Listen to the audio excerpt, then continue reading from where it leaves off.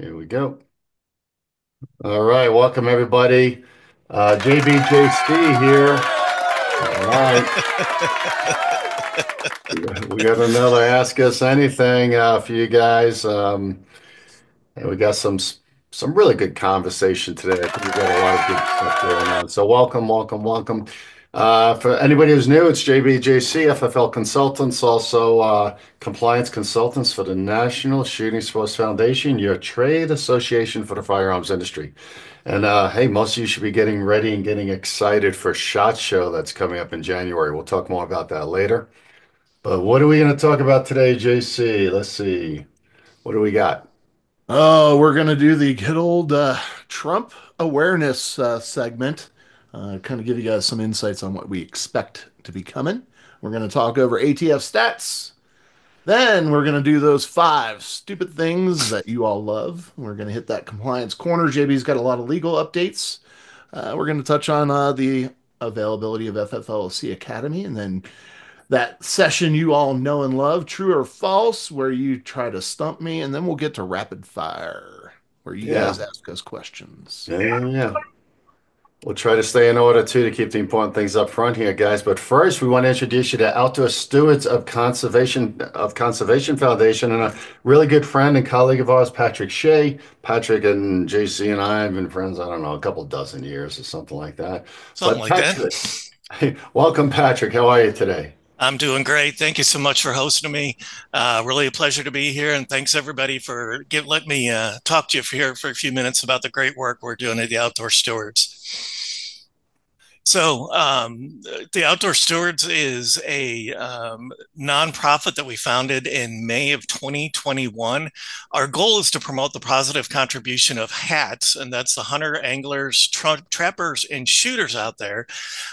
We've got kind of a big mission, and that's to increase cultural acceptance of gun ownership, hunting, fishing, trapping, and shooting. I never thought I'd be working to increase acceptance of fishing, but that's the world we live in. From our research that we've done over the last 5 years, we've lost 10 million people who used to be ambivalent to these activities that are now actively against us. Now, I'm not suggesting that, we're going to see anything go to the Supreme Court or anything like that, but the antis are aware of this and are conducting lawfare at the local level. So we're trying to work to change hearts and minds of these folks that used to be, they didn't care if we were out hunting and fishing and all of that, but now they do. So that's our mission.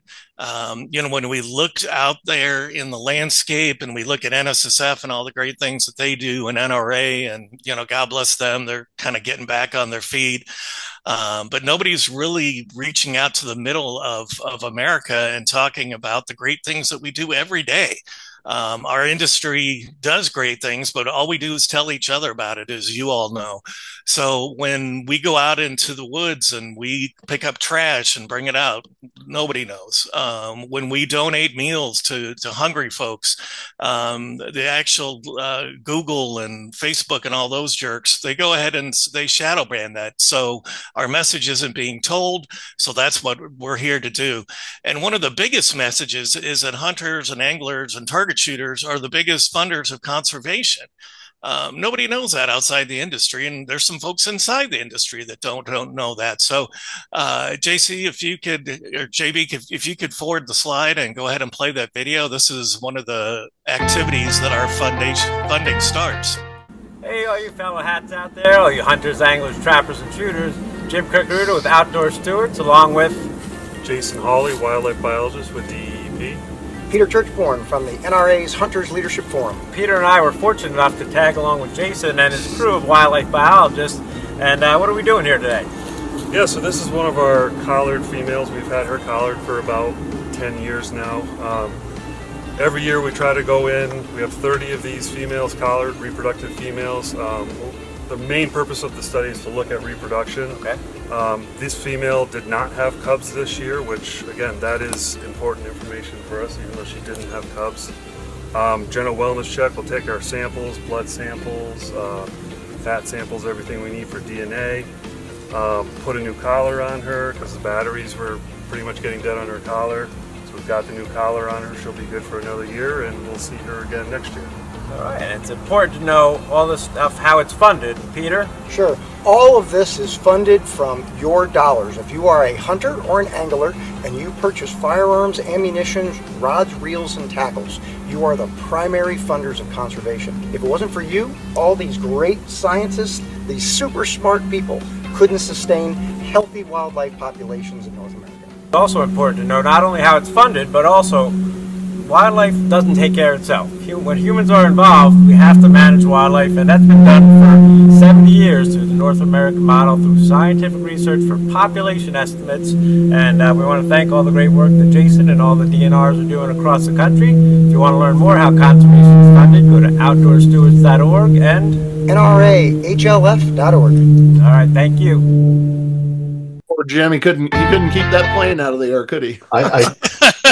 We tried to close airspace, but we got some pushback. But that's just one of the great things that we as a community do that nobody knows about. And if it weren't for hunters and anglers and target shooters, there wouldn't be any conservation. There wouldn't be the DNRs out there doing the great work. So we've been working on this for about 4 years, and we've kind of our capstone project, we've created the first ever, to my mind, PSA on how hunters and target shooters in the firearms industry fund conservation. This PSA is being distributed to over 11,000 radio and television stations, and we're expecting it to achieve about 200 million impressions from the general population. I just checked the stats before I hopped on the call. We've got about 750,000 in donated media so far, and we've reached about 55 million impressions. And to my mind, nobody's ever done this. And this isn't on the Outdoor Channel. These are on mainstream cable channels. These are going during TV. They're going during ball games. They're going during Dancing with Stars and other shows that I don't watch. But this is actually talking to folks in the middle and highlighting the great work that we do, that the FET goes out and pays for. So we're celebrating the work that you all do. And JB, if you could go ahead and forward it and go ahead and play the PSA for us. We are the keepers of the wild, America's original and most invested conservationists. For more than 80 years, we've been committed to conserving wildlife and the natural landscapes that define our nation. From rugged alpine ridgelines to peaceful tall grass prairies, we've supported the conservation of more than 36 million acres of American wildlands. Our funding has led to cleaner water, fresher air, and improved wildlife habitat. From abundant fish and waterfowl populations to robust deer and elk herds, nothing is more important than maintaining wild spaces for adventurers to explore and wildlife to thrive. We are America's hunters and target shooters, stewards of the American outdoors.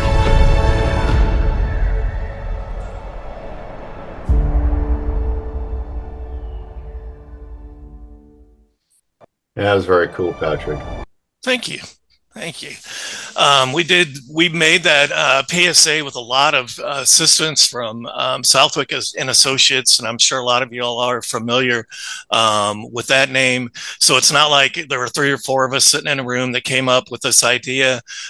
We had focus groups of non-hunters, non-outdoorsmen. We worked with them to get the wording, the imaging, all of that to see what would resonate with them. And then we made the PSA and distributed, and that's why I'm here talking to you today. And again, appreciate you both for having me here. That single PSA cost us $300,000 to research, produce, and distribute. We've been doing a lot of great work, but we've been relying on grants, and we're trying to step away from that and do some fundraising. So that's why I'm reaching out to you today. We can help you, you can help us. If you're long on product, if you have overages, if you have closeouts you're sitting on, you can donate them to us. I will get you a tax write-off at full MSRP. I don't want to hurt y'all, so we're not going to write it off. So my plea to you is, if you do have inventory that you could donate, or that you're long on, don't sell it off below cost. Go ahead and reach out to me. My email's right there, jshay at oibsllc.com.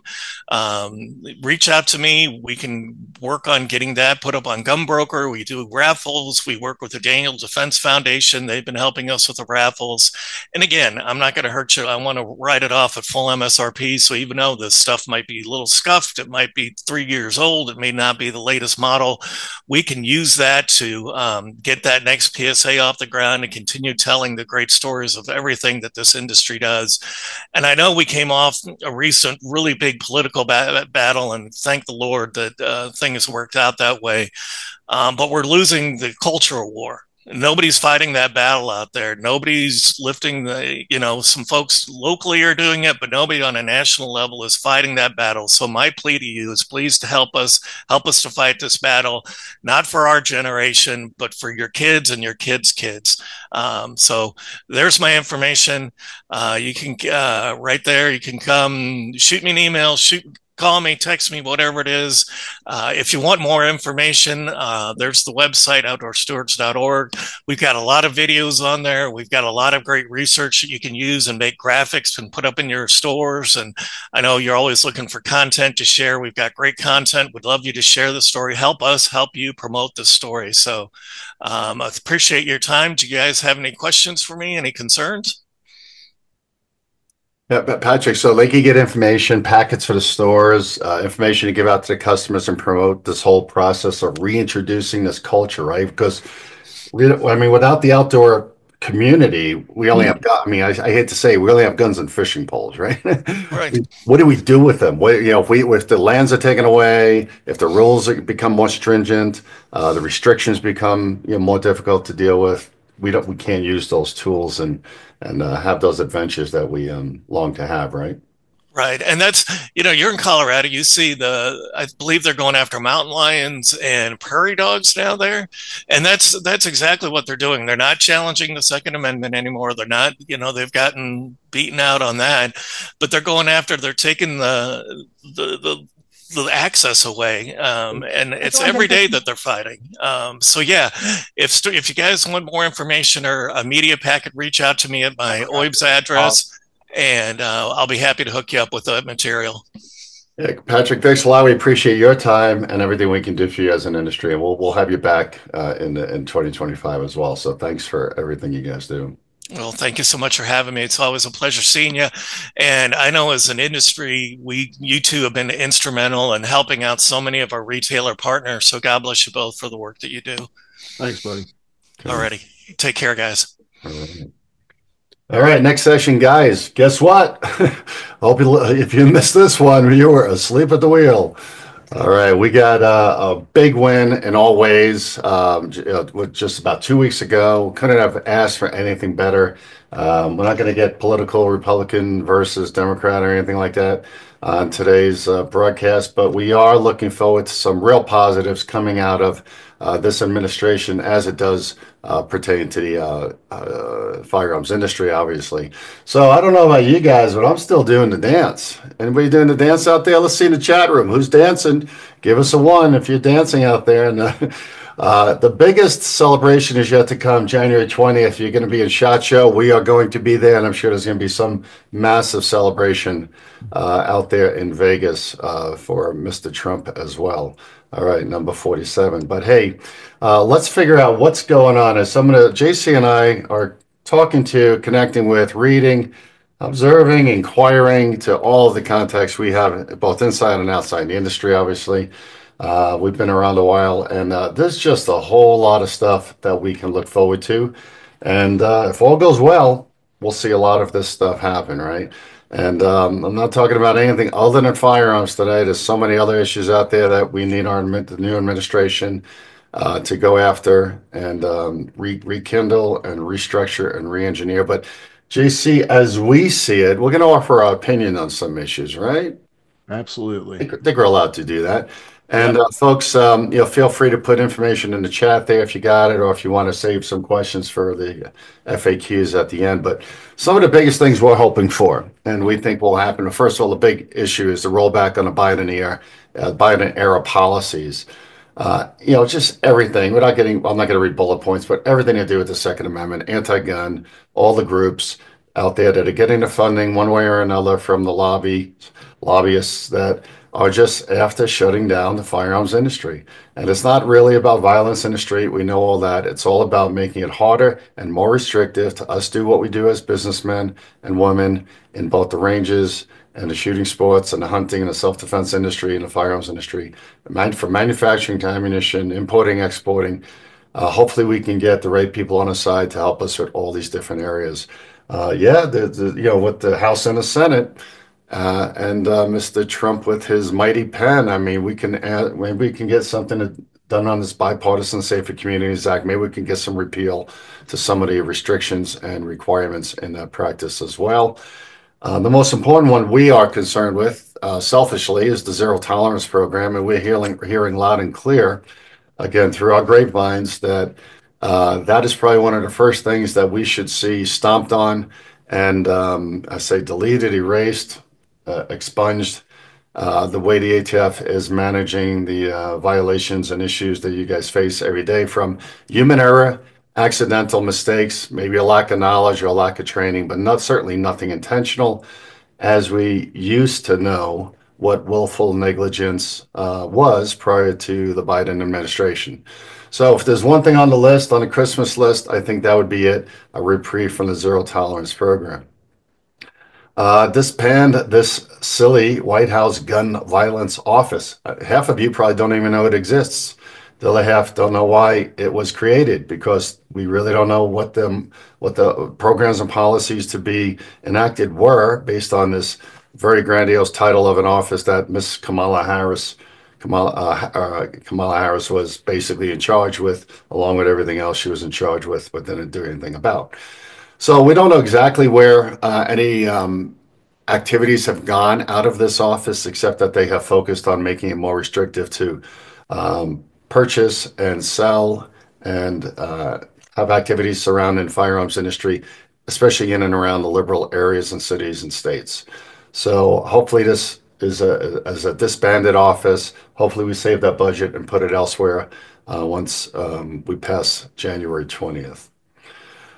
Let's see, nominate pro-Second Amendment leaders. Goodness gracious, I think we're in the process of doing that already. From what you hear and see, and I hear and see on the media and the internet, I think it's very positive. Especially with I think the nomination of Matt Gaetz as pro-Second Amendment Attorney General. I think I don't know if that's a ploy or a strategy or honesty coming from the Trump administration, but JC, I know you've dealt with Matt Gaetz down in Florida. Am I right?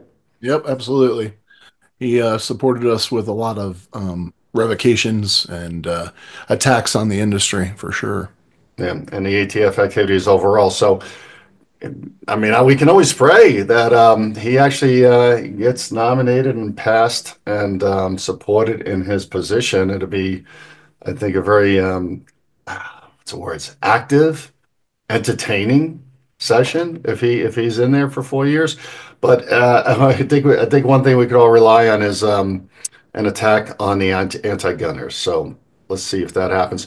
The other thing is Steve Dettelbach. We feel strongly through communications and hearsay that that position may be vacated very quickly as soon as Trump is put into office, whether by his own will or not.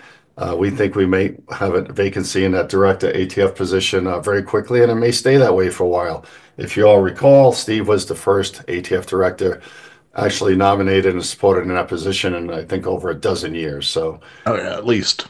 Yeah, so it would be nice to keep that position vacant again, or get somebody in there that is supported by both the House and the Senate and the White House itself. All right, let's halt the national red flag laws. I think many of you live in a place, a city, a town, or a state where, as I do, where there's ridiculous red flag laws being enacted, passed in the middle of the night, maybe, or on a Friday night. So there's no rebuttal and no debate, and all of a sudden you wake up and you got new red flag laws in town. And it's just a ludicrous way to again be restrictive against gun owners, guilty until proven innocent in most cases, and there's been a big national push, a quiet national push to get a national program in place, a national law. But luckily, with the House in power, there's been several attempts to get a national red flag law enacted, but never had the support it needed really to go anywhere. So that would be a really, really difficult a law to have in place for America and to eliminate altogether. So we're hoping it just goes by the wayside and stays quiet for years to come. All right. Over on the legislative landscape. Well, we definitely know that Republicans are strengthening the position in the Senate. That was great. It's going to be very, very interesting to see what impact and programs and activities we get right away out of the Senate. It's nice not to have Chuck Schumer out there spouting anymore, and our representation was very lame at best on the Republican side. And over in the House, I mean, we can't say any more about Mr. Johnson. He's doing a great job, and I think he'll continue to do so as long as we hold the House and the Senate. I think it's what they call a trifecta. I've never lived through one, I don't think, but it's great to see the leverage and litigation, the leverage and power that this party will have to support the firearms industry. Promote state-level pro-gun initiatives starting in 2025. That'll be great. It's always been the opposite, so we need to reverse that. And to Patrick Shay's marketing pitch he gave to us earlier, we need to recultivate the whole outdoor activities for both. I mean, enough. And no offense, Patrick, if you're still listening, but I was a Bassmaster for 10 years as well.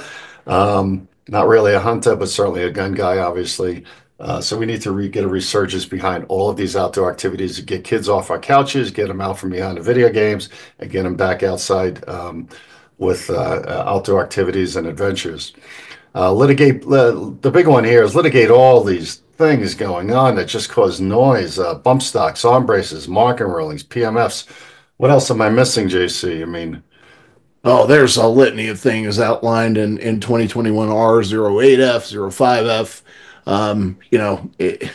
There's going to be some, first of all, they're going to shoot down these rulings. We already know that's coming. So it's just a matter of time. I don't anticipate an actual ruling from the Supreme Court until probably June, July. October is the end of their session, so of next year. So I'm anticipating some answers come mid-year, hopefully, around some of these rulings that they've been pushing down. So. Oh yeah, engage in the business. I mean, everything. I mean, it's just caused noise, anxiety, and stress for the entire millions and millions and millions of people. Yeah.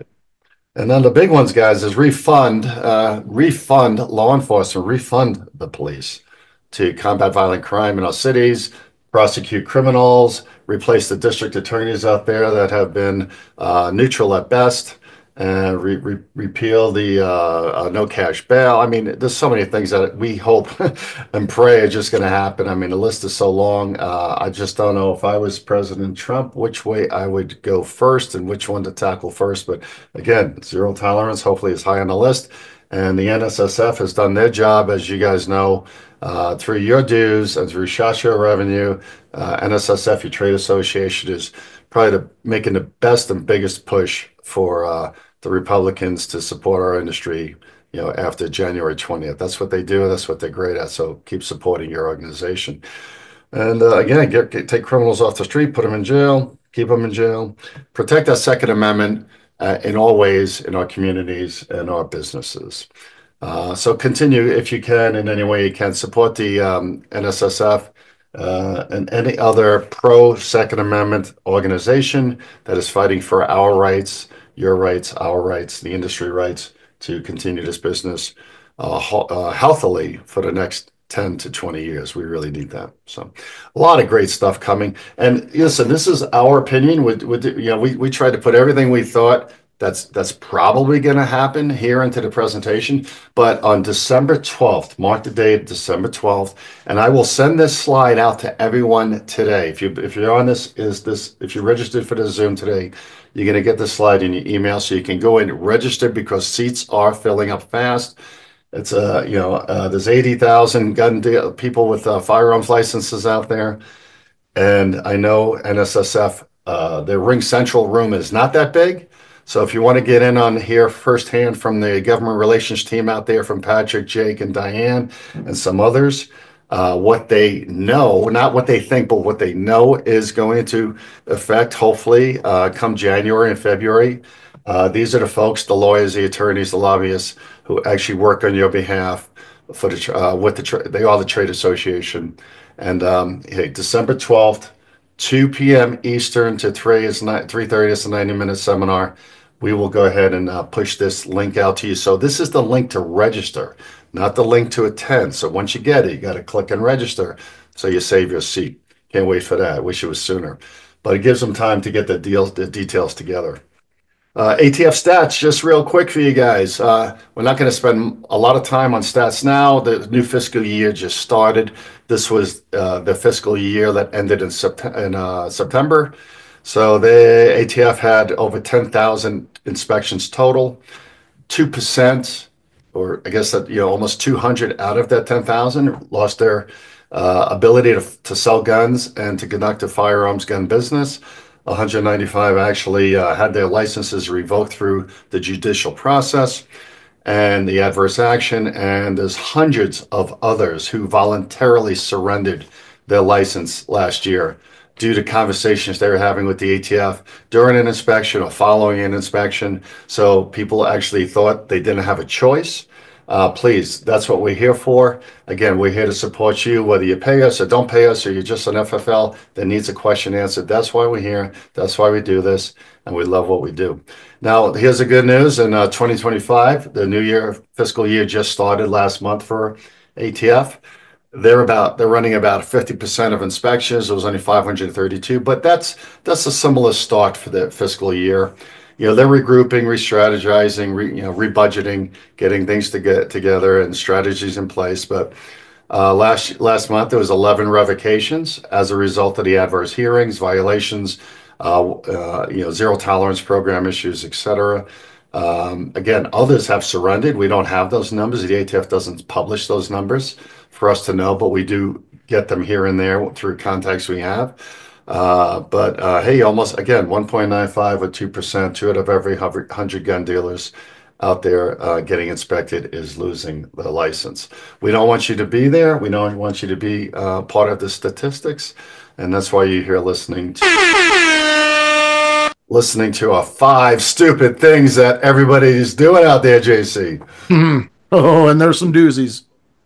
So guys, this is real stuff. We don't make this stuff. This is actual stuff, activities and incidents that have occurred either through JC's hearing processes that he's attending and battling on behalf of gun dealers, or inspections or calls we get, and issues we're working with FFLs on. But JC, you ready for the first one?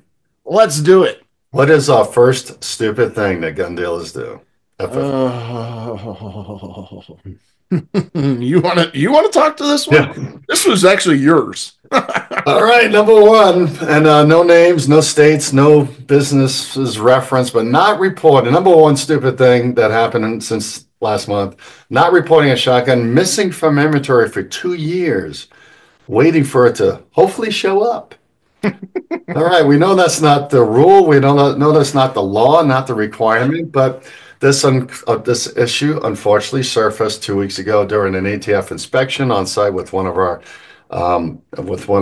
members. I'll just say member to keep them low classified.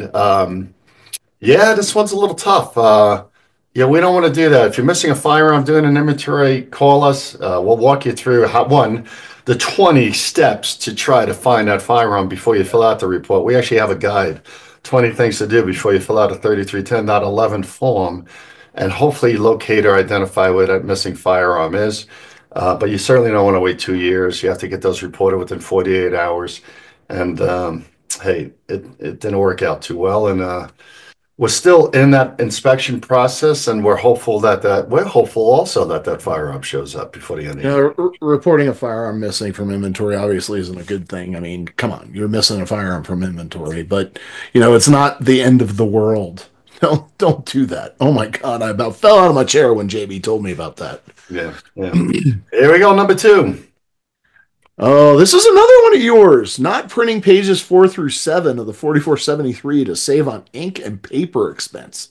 I was like, oh, well, yeah, okay. All well and good that you're trying to save some money. I don't know how much money you could possibly save.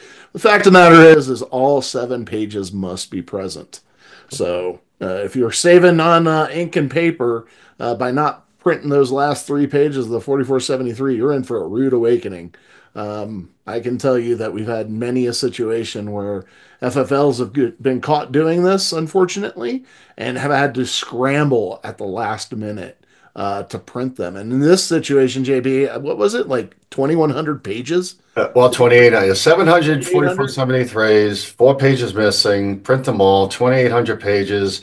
Print, here's the II said, get them all printed before I show back up on Monday. She left the inspection at 10 o'clock on Friday saying, I can't check the forms because they're not complete. So to continue my inspection on Monday, hint, hint, you know, they should all be complete and stapled together. Then guess what? I got to tell you, that team, they performed a miracle. They had 7 different people, I think, home printing pages. They were not in an area where they can run down to a print shop and just order, all these pages printed, but they had 7 printers and people working all weekend, and the team just making it happen for Monday morning. And thankfully, the ATF didn't show up back again until Tuesday. So, hopefully it'll work out. But you don't want to find that. You don't want to learn about this in the middle of an inspection. And trust me, our inspections, we've found this many a times. Yeah. Read the Don't want- instructions. It says it explicitly. So. All right, number 3. Oh, failing. This is where JB and I kind of have a little differing opinion, but the same holds true no matter what. Not understanding all of the requirements around cloud storage and what you have to do in order to implement this. We've had and kind of a similar situation to number 2 is we've had FFLs that have just done cloud storage and never notified the ATF. Have done cloud storage and aren't doing all of the little things, the backups that need to be done, etc. And suddenly, and JB, you can speak to this, suddenly realizing that I've transitioned to cloud storage and now all of my mistakes really stand out because they're in bright red or whatever the case may be. And, the nuances associated with making corrections after the fact, because in cloud storage, that form has to be uneditable, it has to be stored in a flat file format, so you can't even touch the thing anymore. And if you do touch it, it shows up. I mean, there's an edit log or a correction log, and the ATF's going to say, why'd you do that? And why didn't you make it correct? Why wasn't it correct before the firearm was transferred? And, Exactly. you have to have, if you go into cloud storage, and, I understand why it's could be a great feature, but you have to have a 100% foolproof compliance review process before you transfer the gun Yeah. to make it work efficiently for you. So. Absolutely. You've got to be pretty uptight if you're going to transition to cloud storage. You have to have some real strict transactional processes in place to make sure that, once that form is closed out, it's done. So, All right, number 4. There we go. Come on. maybe. There we go. Yeah. Another one of JB's. Well, listen, JC, the reason I get them is because you're in court 3 days a week. I'm taking all your phone calls, so it's not really mine. It's your clients calling me sometimes. I know. Yeah, listen, if you're an NSSF premium retail member, just like anything else, you stay on top of your membership. That premium retail membership, if you guys don't know, and I know we talk about it every month, but that affords you a lot of different benefits. I mean, it gets us to come out to your shop and do that initial visit absolutely free. It allows you to get some follow-up visits for a small out-of-pocket fee to you. And in addition to that, probably the biggest benefit overall is that $25,000 legal defense fund. And unfortunately, if you let this membership lapse, and all of a sudden you're in the middle of an ATF inspection that's going sideways, that 25 grand isn't going to be made available to you. This program is subsidized by distributors and manufacturers, some of the biggest names in the industry, and it's afforded to you because you remain a good qualified member of that program. So, unfortunately for this FFL, they found out the hard way. And I don't know what NSSF is going to do with regard to covering their legal defenses. But unfortunately, it may end up being an out of pocket. And it isn't cheap to defend your license. I mean, there's a lot of time and effort that goes into this. We basically have to unravel whatever the inspection findings were and make a determination essentially of how the ATF is going to approach this from not necessarily a prosecutorial standpoint, but from an administrative action standpoint. So make sure if you're one of these premium retail memberships, put it on your calendar. Renew it a month beforehand. NSSF is going to reach out to you. Make sure that you've whitelisted their email and it's not going to spam or anything like that or being blocked. So. Yeah, and you can always check with us too. We could always contact the office. Yeah, membership team. We talk to the membership team daily. So. Yeah, and this isn't a sales pitch, folks. This is really a true story. With another inspection a couple weeks ago, I'm helping every day. If you get inspected, we talk to you a couple times a day, hold your hand, make sure we get through it with minimal impact. And after about 4 or 5 days, I realized, wait a minute, this thing's going a little sideways. And I said, I got to get JC involved because he's going to be fighting this issue if you get revoked.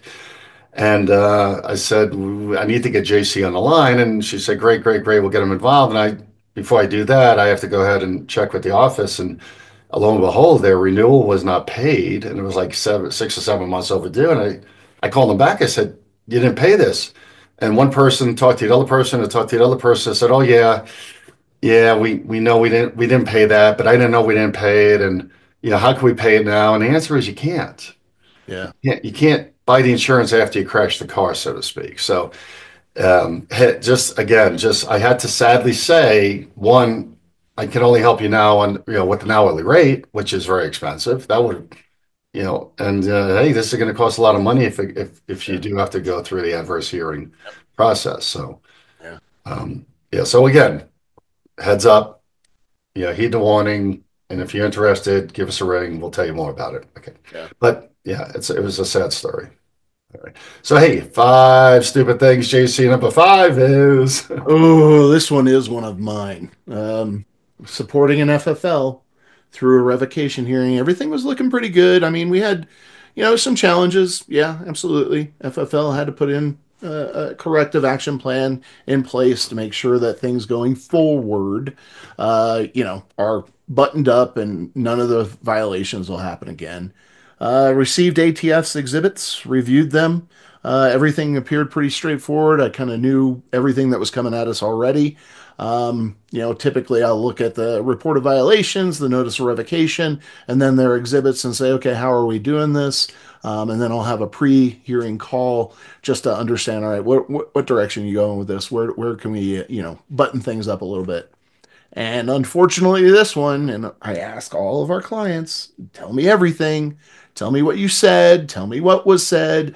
Tell me about the conversations the IOI was having, just so I know that there's nothing coming at me from the sideways that's going to put this thing sideways. And sure enough, the 11th hour, division counsel of this particular field division shoots me over exhibit number 37.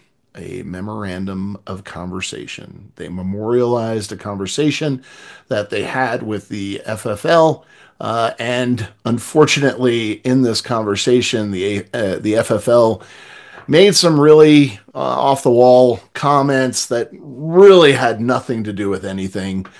He was sharing just a little too much, and nothing criminal or anything like that, but certainly would affect the tone of the hearing. So please keep in mind that anything you say to the ATF is on the record. I don't care if it's a phone call, on a, Friday afternoon, hey, we need this or we need that. Anything you or an employee says to the ATF in any way, shape, or form is on the record and will be memorialized. So keep that in mind. That's why we tell you when you're getting inspected, make sure that employees know, hey, listen, I'm the responsible person, I'm the owner, I'm the manager. You any questions they have, you tell them to come to me. Don't offer up your opinion, don't offer up any suggestions of how things are done here. Every question needs to come to me as the RP or the manager or the owner of the business. And you got to keep your employees, buttoned up. Look, this is serious, right? You're being inspected by a federal agency. So they need to understand the seriousness of the activities that are occurring in the store. So just make sure they keep their mouth shut. And please, everything you say to the ATF, I don't care who it is, whether it's criminal enforcement or an IOI, it's on the record. Yeah, it's all on the record. Yep. All right. Let's see what's next, JC. We got wait a Maybe minute. you got a number 6, don't you? Oh my God, we got 5 stupid things. All right. Well, I got to do this one, guys, because again, we can't make this stuff up. All right. So hey, this again surfaced during a recent inspection, and I don't want to mitigate or minimize rather the fact that we have a new president and administration coming in. The ATF program, as it stands, is in full force until further notice. So, don't think not doing anything starting tomorrow is going to get you anywhere. So we really got to stay tuned to the details. But anyway, this FFL was sending the 3310.4s. We all know what those are, multiple handgun reports, to the wrong email address for 3 years. That's true. Absolutely. Hey, you know what, JB? In the chat, y'all, here's a question for you. Is there something wrong with that email address? Tell me what's wrong with the email address. That's the email address. That was you could just let us know that the email address is wrong. Anybody else want to chime in on what's wrong with this email address? Well, and I'll finish the story. During the inspection, the ATF was like, wait a minute, we have 34 multiple handgun reports not sent in. They were all there in his paperwork. All right. They were all there and completed, never sent in. So they were going to write him up with 34 violations over the last 3 years. Yep. And he said, no, I sent them in.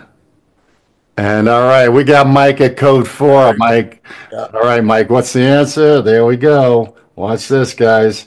Unfortunately, and I'm not, this is a really weird story, but he was missing the S on multiple gun sales, multiple handgun sales forms. All right, and the ATF said, well, why didn't you ever, call and find out why you weren't getting your confirmations? And he said, what confirmations? She said, the email confirmations. He goes, well, I didn't know since I always sent them email and always sent them to the wrong address. I didn't know at all, there was an email confirmation process because I always used to fax them. So there we are, stuck between everybody's looking at each other and saying, okay, like who's, is this just ignorance? Is just technical failure? How are we going to deal with this? So long story short, as we got those forms sent in, we think we'll minimize the impact on this issue. It's got a logical explanation. Unfortunately, it's the user error on the side of the FFL, and we're just going to have to see how that lands at the conclusion of the inspection. So simple little thing, but guess what? I'm sure he or she is not the first one to have made this mistake. And JC, what's your advice? I guess just my advice on this is, number 1, make sure you copy yourself on this email so you know it went in. Number 2, don't trust yourself. Pull up the form online and just copy and paste it right into the email and save it in your contacts. Just save it in your contacts. That's all you have to do. That way you're not retyping the email address every time. So right. That's my advice. Yep, so there you go. All right. And so the E-Form 4473 applications that are out there, like Fastbound and such, they automate. A lot of the providers out there automate this. So just make sure that if it is automated, that you are CCing yourself so that way you know that it went. Yeah, very good. Yep. All right. Hey, just some quick legal updates. I'm going to fly through these for the sake of time. and this is our compliance corner regarding legalities. All right. So first one I want to talk about, in case you haven't heard, now the reason you all need to know all of these issues is because you never know when a customer from one of these other states is visiting, touring, traveling, and wants to come in and buy a long gun from you. And also when you're sending firearms online, when you're selling online, gun broker, et cetera, and you're selling them to customers in other states, you want to make sure you're ahead of the game and not just causing a bigger problem than necessary. But hey, some good news in the state of Illinois. We have to watch this one carefully. But last week, the PICA ruling from January of 2023, Protect Illinois Community Act, which basically illegalized or outlawed any assault weapons, a long list of assault weapons and high capacity magazines, like overnight. I think it was January 10th or so. The governor signed the bill to take effect immediately, and it was within a couple of days that this was all enforceable. Well, luckily, U.S. District Judge Stephen McLinn, who's very famous in our neck of the woods on pro-Second Amendment, has, I guess, repealed this ruling, but it is in for appeal again and debate by the Illinois State Court. So we're going to have to see the Attorney General of Illinois if they go and try to fight this again to reverse it back the other way. It's state versus federal. So we're just hopeful that some way in the next few months that this can get reversed for the citizens and FFLs up there in Illinois. They have so many other things difficult to deal with. They get the firearm owner's ID card. They get the Illinois State Police running the program. It's a shame that this actually occurred. And let's not talk about any violence in Chicago. That's a no-no, right? No. All right. All right. State of Colorado kind of did something similar without anybody really knowing that anything was going to happen last week, but they went ahead and reenacted a ruling, Bill 169 from August of 2023. And they said, oh, by the way, last year, we had these overnight rulings, and that's how we do it in liberal states. And there was an appeal, but we wanted anyone under 21 to have to not be able to buy a firearm. That was part of the bill last year, and that part of the bill was kind of repressed and joined to say, let's wait on this, let's not enact it, let's not enforce it. Let's see what further consideration and litigation do, and there was some lawsuits on it. Anyway, all of that has taken its toll. It's been about 18 months. And as of last week, the ruling was reenacted overnight on Wednesday morning. Basically, that said, these three judges in Colorado declare that no one under 21 can buy a gun effective immediately. And literally, it was, I think our phone, I don't know, JC and I probably got 80 calls in 2 hours. So the long story short is we got in touch with CBI, and we got in touch with our NSSF rep out here.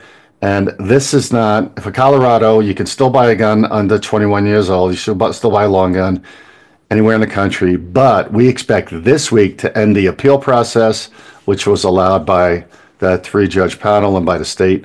So this still might happen this week. Again, under 21, no more guns in Colorado may be effective this week.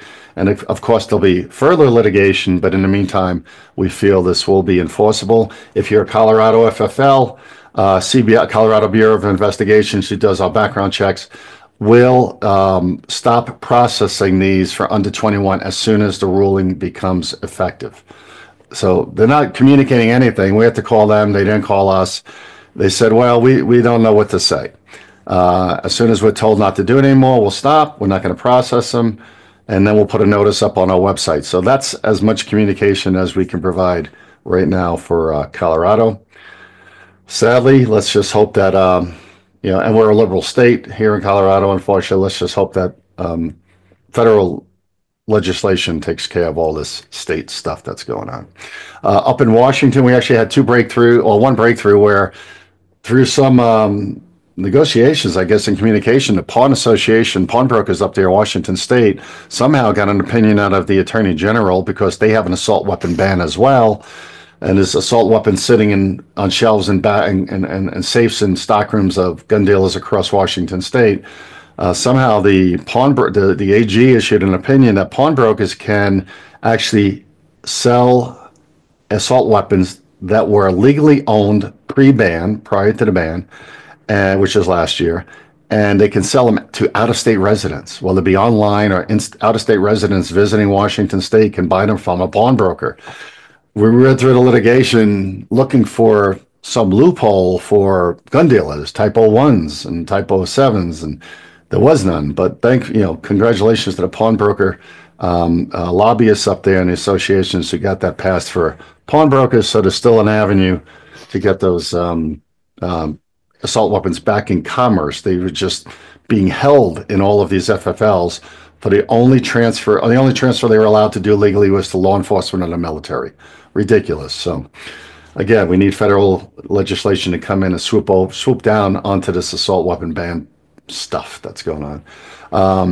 And then last week, as you already know, Washington State, you were not able to process any background checks at all for any gun sales and transfers across the state due to the SAFE program being out of commission. As far as this morning, I think it's still out of commission. If you're from Washington State, and if you know it's active today, let us know. Just put that in the chat room. JC, keep an eye on that, but I have not heard that it's back in. It's still out. Yeah, Robert just advised it's still out. That's just unbelievable to me. Yes. It's going on week number 2. No gun transfers and they're blaming technology. So it's, again, one of the worst states in the country. Let's see, there's California, there's Washington, and Illinois, and then New York. Okay. All right, next state that you all need to know about is the state of Maine. This is actually some good news. They had about 4 or 5 months ago, there was a ruling, came out of nowhere. Again, liberal legislators up there, they put a 72-hour mandatory waiting period in place, as did Colorado, both around the same time, for any gun transfers from the time of initiating that background check to the time you get it. You can take the gun and actually go home with it. Down in New Mexico, they did something similar, but they had a 7-day wait. It's ridiculous. Again, we hope that this up in the state of Maine, this is enjoined, meaning not enforceable right now. So we just got to see and wait and see what happens. But it is being litigated, and hopefully we get an answer on this in the next month or two. And I just want to thank the NSSF legal team out there for that participation in that as well. So we do update our restricted states guide as new laws are enforced or enacted. Not if they're maybes, but if they're definites. So if you ever hear about anything, either let us know or just go out and so we can update in case we didn't hear about it. Drop us a line, drop us a text, or just go out and download our restricted states guide from ffl+consultants.com under forms and tools. All right, JC, we got a reminder here. You want this or you want me to do it? You can take it. All right. So, hey, have you been inspected yet? Most of you have been, at least one inspection. Did you have any violations? Did you get a report of violations at the end of your inspection? You get any paperwork at all? Go ahead and take a little look at that last paragraph. This is it, 2 paragraphs. And the one you have to be most concerned with is this last one that says, you are reminded that any future violations, repeat or otherwise, could be viewed as willful and may result in a revocation of your license. You may anticipate further inspections to ensure your compliance. This is in every inspection. This is every report of violations that any of you get. And again, how many inspections were there last year? 10,000. So many of you have gotten one of these letters. Read the fine print. Just don't stick it in the file cabinet. It's very sad when you call us and you find us on Google or word of mouth someplace and you're saying, I just got this letter, and you send it over to us and we review it and we dig into your report of violations and we're like, why did this all occur? Why didn't you know this was going to result in a revocation? And the answer is basically always the same. Well, I didn't know is that serious. Yeah. The why didn't I didn't know isn't going to work, unfortunately. And the other little tidbit of information, this is the report of violations. You will also sign an acknowledgement of regulations at the end of an inspection, which you sign off and you say, I understand that this is just an overview of the regulations and it is your responsibility to get the details. So the I didn't knows or I didn't think it was that serious, no, that's not going to work. So just keep that in mind. Repeat violations, if you were told not to do them, you were guided, directed, instructed, provided training on how to do it the right way, and it happens again, guess what? That could be construed as willful. Yeah, and I guys, and any of you, I mean, especially recently, I've been, three, four inspections a week for the for the NSSF, and 3 out of 4 fail based on prior warnings and violations.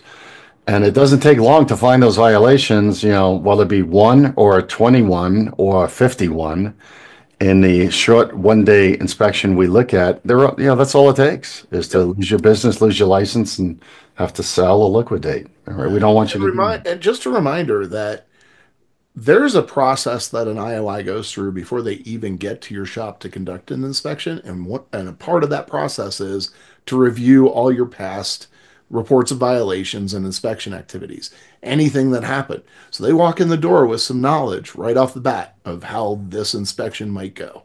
So. Yeah. All right, I have to bow to JC and stand corrected. Last month if you were here last month, we talked about a question one of you posed to us, and the question was, are you required to submit a form 3310.4 or 3310.12, multiple firearm transfer, when returning consigned firearms to their owner within 5 business days? And I thought the answer was yes, but anyway. JC proved me wrong. We did the research. We confirmed with ATF. If you're returning firearms to the same person from whom you received them, with the exception of upon redemption, if you took it in as collateral, there's no transfer or background check required. So that would be, gunsmithing, repair or replacement of a broken firearm in exchange, say make and model, and or consigned firearms being returned to the person if they didn't sell within those 5 business days. So clarity for all. JC, you're my hero. I'll do the dance. There you go, do the dance. All right, guys, rule number 1, just repeating for you, slow down, slow down, slow down. We will say this every time because that is the answer. That is the best advice we can give. Slow down on your process of reviewing the transfer 4473 before the gun leaves your location. Period. All right. Woohoo! All right, here we go. True or false? All right, true or false. We're going to run through these fast. T's and F's ready in the chat, everyone. If you're new to this, if you think the answer is true, put a T in the chat room. Just get your fingers ready, and F if you think it's false, and we'll run through these pretty quick. Can you outsmart JC? Here we go. All right. First one, it's a good idea to keep the verification confirmation message you receive from ATF for multiple firearm reports you send in. All right. This is a give me. Oh, yeah. I see all kinds of Y's and T's. Oh, yeah. You guys are. Yeah. Okay. That was a give me. Okay. Now you know how to play the game if you're new to this. That's how it works. You put T in the box. All right. True. All right. Next, an FFL can employ someone with a medical marijuana card, but not someone who is a recreational user of marijuana. Come on, let's see them. False, True, no, false. Very good, very good. Yeah. Any prohibiting factor. It's not just medical marijuana, recreational marijuana, any of those prohibiting factors. And believe it or not, we've had situations where FFLs have gotten revoked because they were employing a prohibited person. So keep that in mind. You have a responsibility to make sure your employees are not prohibited. Yep. Not even a box of ammo. Can't touch a box of ammo either. So, and all of these questions are from calls that we received this month. That's where we get these questions, is from the people calling in like you. But it's good questions, because if you don't know, you got to get the right answer before you make a mistake. JC, on this also, just caveat is, someone cannot work as an FFL. Someone is not, quote unquote, not prohibited until 1 year after the expiration of the medical marijuana card. Is that accurate? That is accurate. That is the advice that we've been getting from ATF as well as FBI NICS. Yeah. So they got to wait a year before they can work for you. All right. Is it true or false? It is legal for an employee who's under 21 to sell handguns, complete the Form 4473 and the background check process. True or false? It's legal for someone under 21 to sell handguns, complete the form, and run the background. Falses. A lot of falses. A few T's, but a lot of falses. And the answer is true. You can have a employee A W-2 employee that's under 21. As a matter of fact, you can actually have an employee under 18. In that situation, we require a note from the parent that basically says they know they're working at a gun store and will be handling firearms, and that needs to be on their person, and we recommend in their employee file as well. But yes, absolutely, an employee under 21 can sell handguns and complete the 4473. There's no issue with that whatsoever. And they have to be a W-2 employee, right? W-2 employee, no 1099s. 1099s is going to get you in trouble. No friends, no family members that have to be on the payroll. Yes. Almost any age, but on the payroll, right? Yep. Okay. True or false? You can be sued by the public, meaning non-licensee customers, for imposing stricter rules for firearm transfers that, other than those required by law from the ATF or your state. You can be sued if you have stricter rules than the law requires. A little bit of a mixed bag. A few trues coming in, but mostly falses. That's good. That's good. Yeah, that's false. You guys are protected. There's a number of case law on this that basically you can go further. You can go more strict and require certain things before you sell or transfer a firearm, and you can't be sued for that. One in particular is United States versus Anderson, 1989, I think it was. So keep that in mind. You can be more strict as long as it's not discriminatory. All right. Next, the ATF requires an all-gun inventory to be conducted at least once each year. Oh, we've covered this a few times. Let's see. Mixed bag, trues and falses. Huh. Interesting. All right, well, that's false. There is actually no regulation that requires you to do an inventory. Now, obviously, it's a excellent thing to do. You should be doing it. I mean, you're in business. It's inventory. You need to account for it.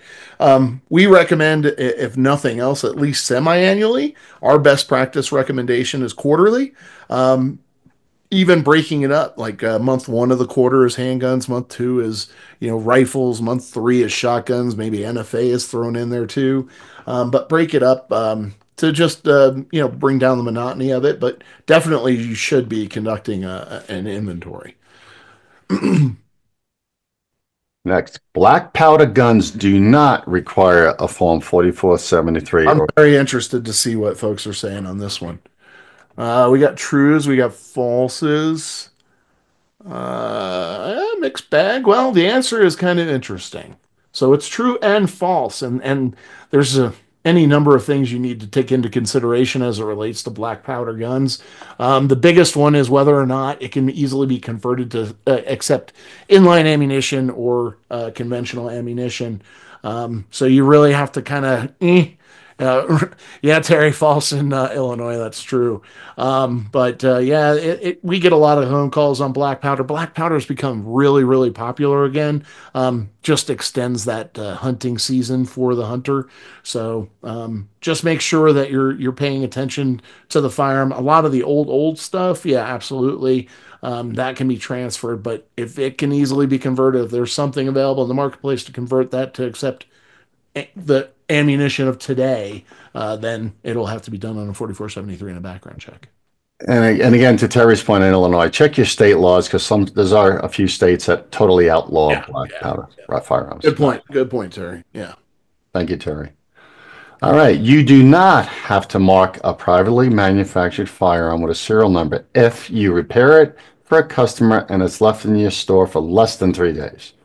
This was an actual situation, and I laughed this morning when I read this. I couldn't believe this actually happened, but it is a real scenario. I was like, I don't know where the 3 days thing came from. Okay, so yeah, a bunch of falses. It's a real question. Yeah, it's a real question that we got. So yeah, good job everybody on the false. On that but hey, if the person who asked this is listening in, congratulations for asking versus assuming. Yeah. Okay, and that's why we're here, and whether you've been in business for 6 months or 6 years or 16 years, you got a question, give us a ring. Right. Our advice on PMS period is stay the heck away from them. Don't get involved in the process, number one. And always remember, any firearm that remains on your premise for overnight, essentially 24 hours, has to be entered into your acquisition disposition book. Yeah.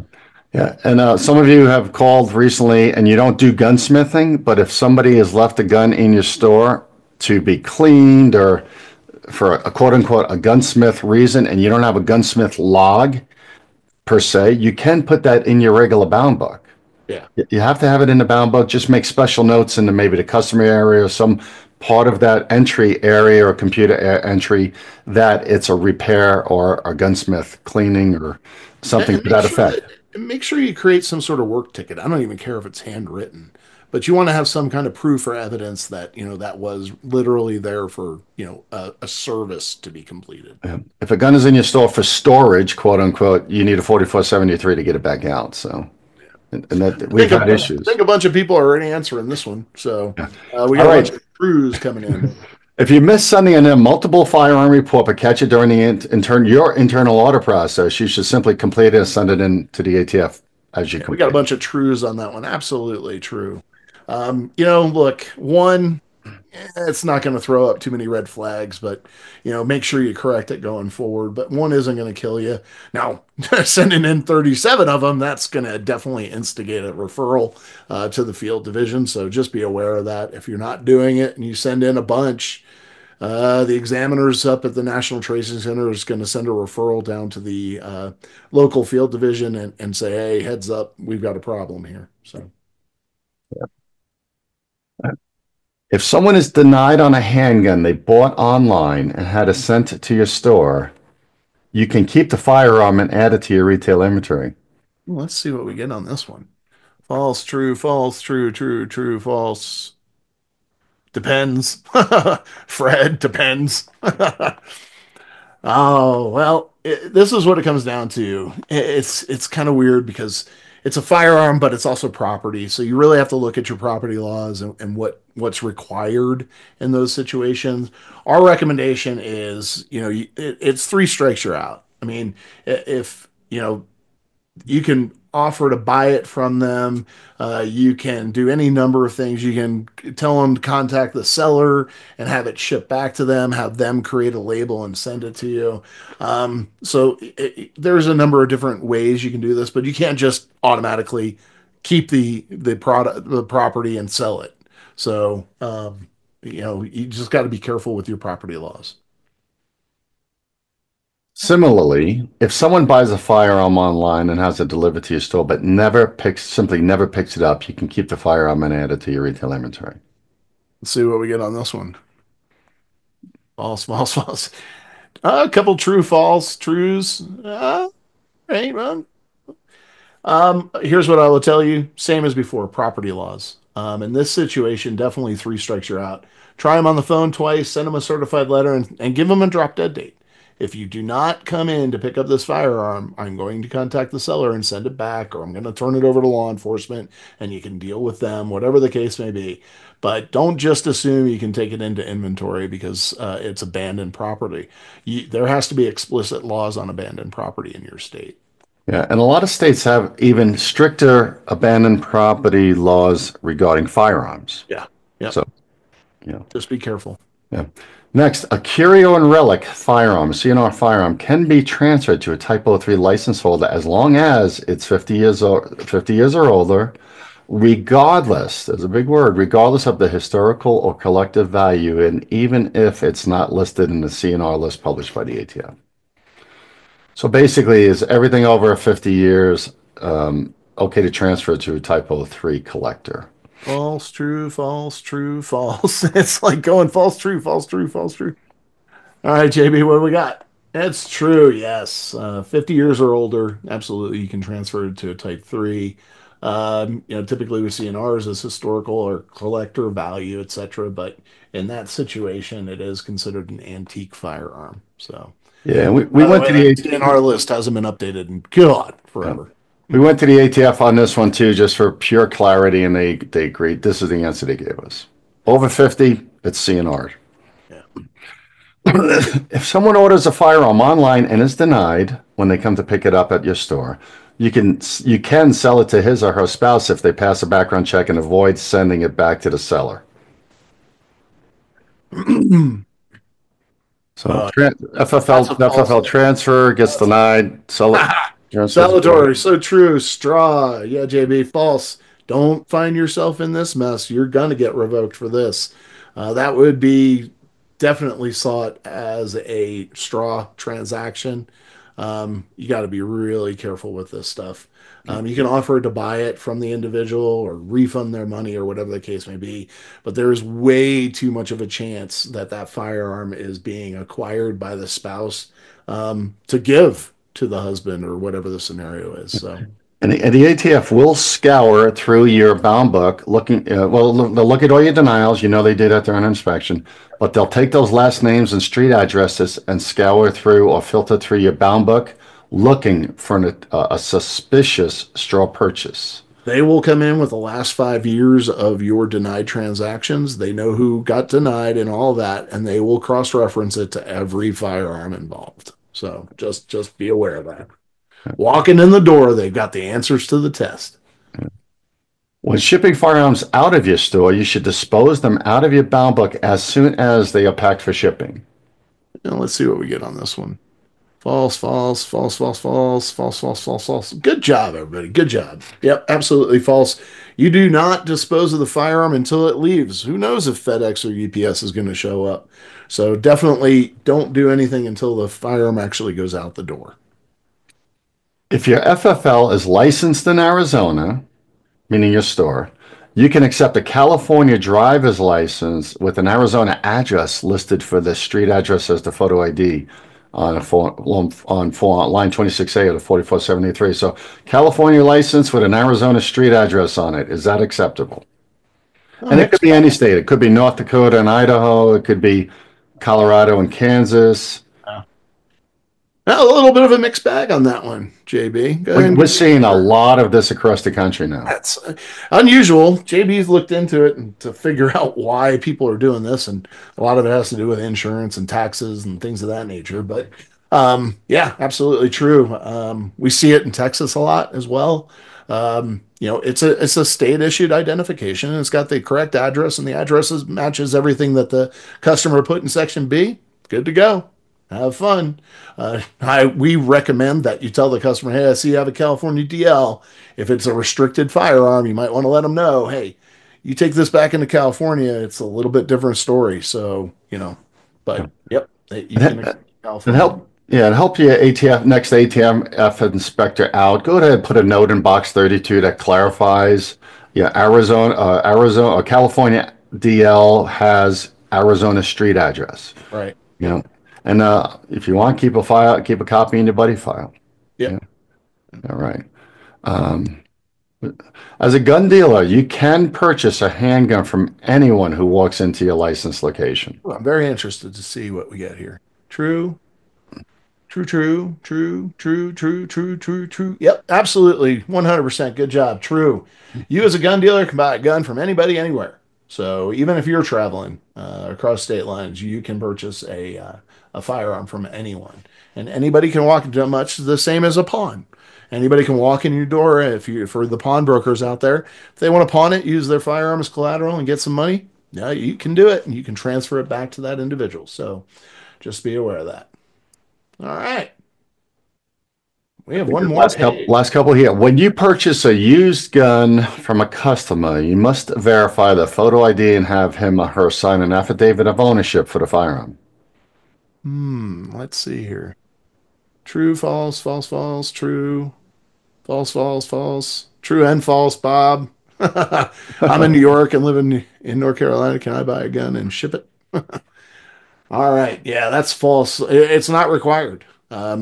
Is it a best practice? Sure. Absolutely. It's something that's recommended, but it is not required. There's nothing in regulation that requires it. Running the NICS NTN query reports is a waste of time and doesn't really have long-term value for smaller gun dealers. I better not see one true. I gave you a big old hint there. Yeah, false. Man, that we worked with the FBI NICS team to get a lot of these things done. To allow you to grab that information and maintain it historically to protect yourselves. So take advantage of all the information and all the different reports and such that have been afforded to you, because I can't tell you how many times that report has saved an FFL. Cool. All right, guys, that's true and false. Congratulations. I hope you passed. All right, we're going to improve your knowledge again. We're still in the process of relaunching our platform for FFLC Academy. For all of you who are new, this is your basic training for everything for being a gun dealer, doing the paperwork, and understanding bound book and transfers and 4473s. Go. It's free for you. Still free. Continue to be free. Courses.fflcacademy.com. That's the website. We're still in the process of relaunching our website and relaunching our homepage and the main website and getting this all done. Lots of moving parts, lots of moving pieces, but eventually it'll be done. The most important thing you need to do is get your employees to make sure their name is in there, print out their certificates of completion, put them in your training file for your next ATF meeting so you have a training program in place. Get it done, get smart so you don't get revoked. All right, FFLC Academy. Hey, we got the leaderboard for inspections, and guys, it wasn't too long this month, hint, hint, but we want to say congratulations to Will and Kevin down in Texas, ATF inspection. I think unbelievable. To hear this ATF inspector brag about how great this process was at this pawnbroker location, I was amazed. Especially in Texas with everything else we have to deal with. They got rave reviews. So great job, Will and Kevin. Brian over in Georgia, same thing. Out in the middle of nowhere. Great inspection. William in Pennsylvania, totally unexpected. One-man show out there. Great job. PA has a lot of tough laws and rules. Good to see you getting it all correct. Sarah, right here in Colorado, great job. Thanks for communicating with us. It was our first inspection, dealing with us every day, getting it right, staying up late, getting ready before they show up tomorrow. Hey, it's all part of the process, and that's how we get you through it. Congratulations. We had Tyler, my visit. Hey, Tyler down in Alabama, congrats. Fabulous. It was a pleasure meeting with you and all your staff for the amount of transfers you guys do. You had an A+++ on my inspection. Same thing over with Sean and Steven over in Arizona. A couple barking dogs there, but boy, for all the guns you guys are moving at gun shows, I'm amazed that you guys were as neat and pretty as you were. I'm sure you'll pass your next inspection with flying colors. And Jonathan over in Kansas, same thing. A little bigger business. Great job, you and your staff. Thank you for all the hard work. You guys are certainly staying out of the crosshairs of the ATF. I wish that list was longer, though. Usually we have 10, 12, 15 people on that list, but hopefully you pass your next inspection. Get it right the first time. JC, what do we got? 11 deadly sins are still in full effect. January 20th, we anticipate some changes, but until then, make sure that you're keeping an eye out for all of these different things. These are things that we know for a fact will land you in revocation. So be really, really careful. Keep your eye on the ball, slow down, double check that 4473 before that gun goes out the door. Yep, and these come right from page 1 of the ATF inspection guide out at atf.gov. So we are not making these up. These are right from their page. If you all remember, it started as 5 deadly sins. Now it's 11. All right.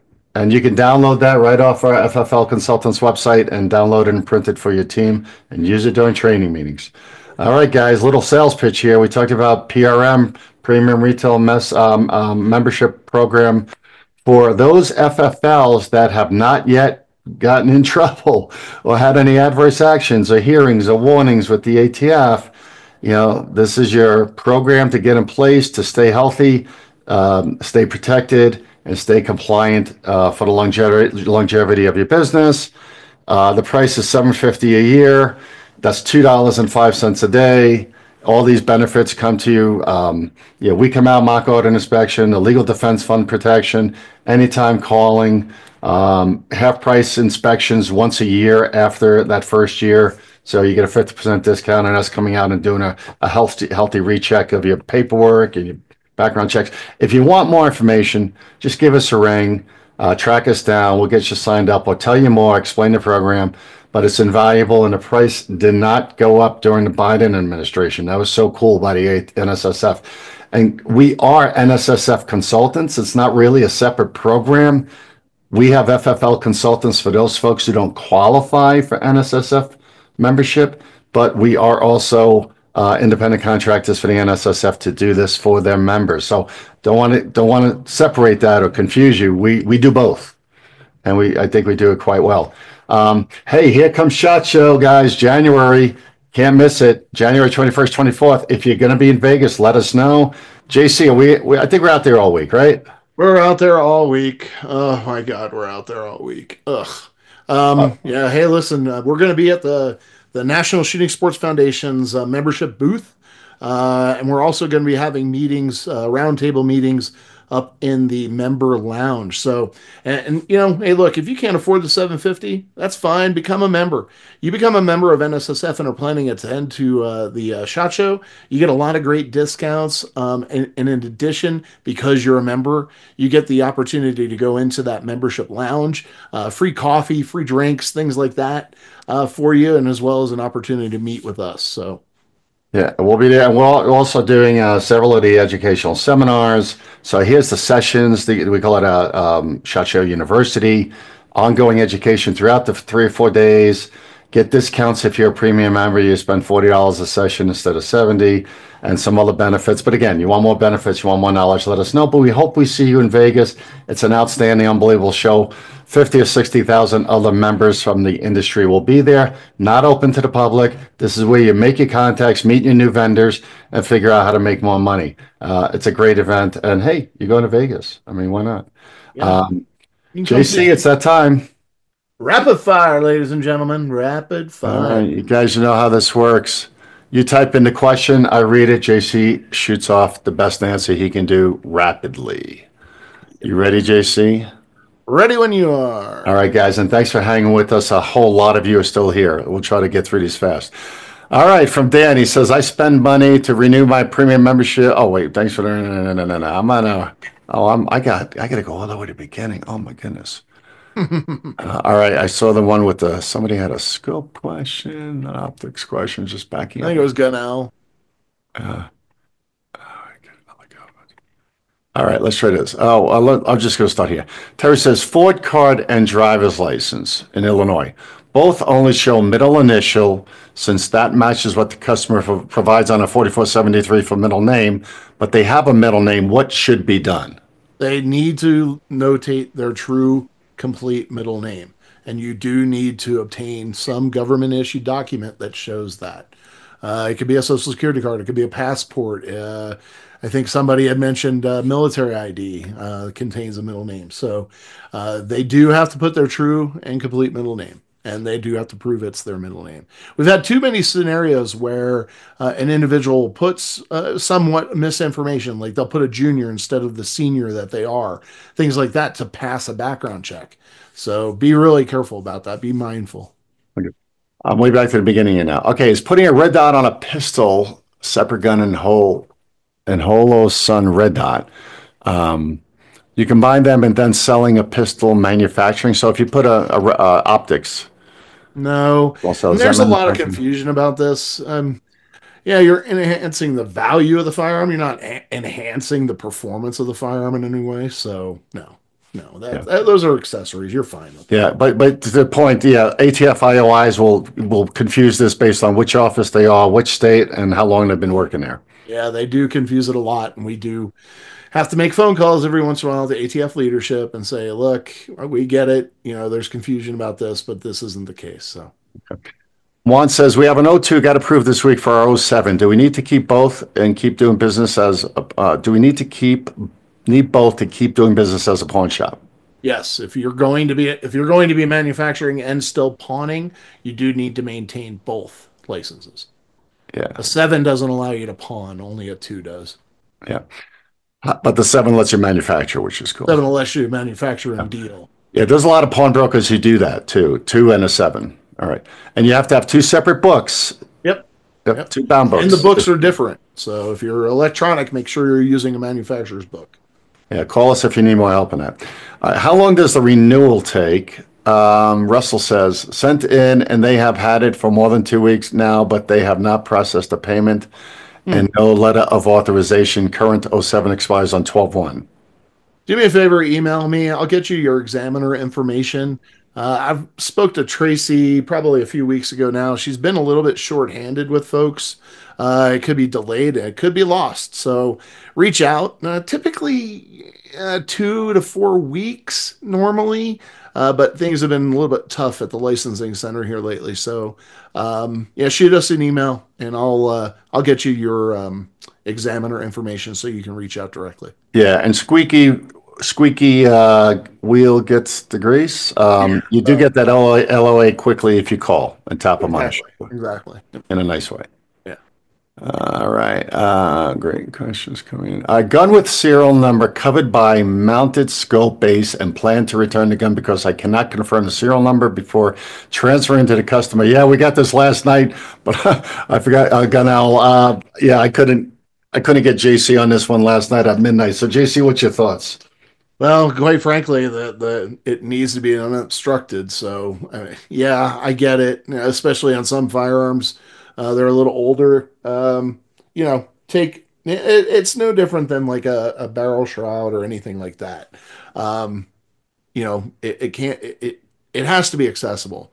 So, I would tell you, if you want, have the customer come in, and have them remove the scope mount so you can see the serial number, and then you can transfer the firearm as long as you view the serial number and confirm it. That would be a good customer service thing to do, and you'd be fine in that situation. Yeah. Michael asks, can you explain how to pull up an individual NTN number or the regs are not clear? An individual NTN number? Yeah, I guess that's a search function. I mean, you go into Nix and do your search history query. It should pull up all the NTNs that were there for the last 88 days. There's no real way for you to search a specific NTN, I don't think. You can if you have the NTN. Yeah. Oh, okay. There is a search feature. Yeah, there is a search feature. Yeah, that's right. Yeah, the drop down is NTN is equal to.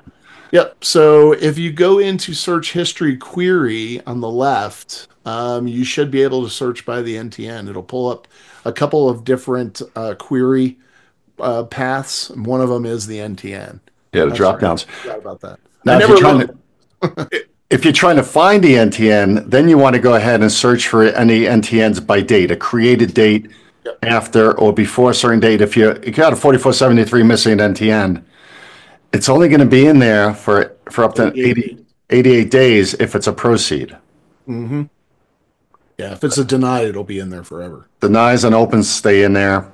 But you have to, if you're missing one from 4 months ago and you haven't been running the daily or weekly or monthly queries that we keep talking about, you're kind of SOL on that. Yeah. They don't exist. You can't, there's no way to find them.